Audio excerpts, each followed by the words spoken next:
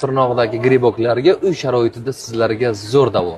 Buning uchun sizga kerak bo'ladi bir bosh chesnok, bitta piyoz, ikkalasini cho'rkadan yaxshilab o'tkazib olasiz. Siz hozir meni qaysi vaqtda ko'rayotganingizni kommentariyaga yozib keting va chesnok bilan piyozni suvini yaxshilab siqib olib, siqib olganingizdan keyin esa ustiga 1 choy qoshiq soda, osh sodasi va 1 choy qoshiq olma sirkasidan solamiz.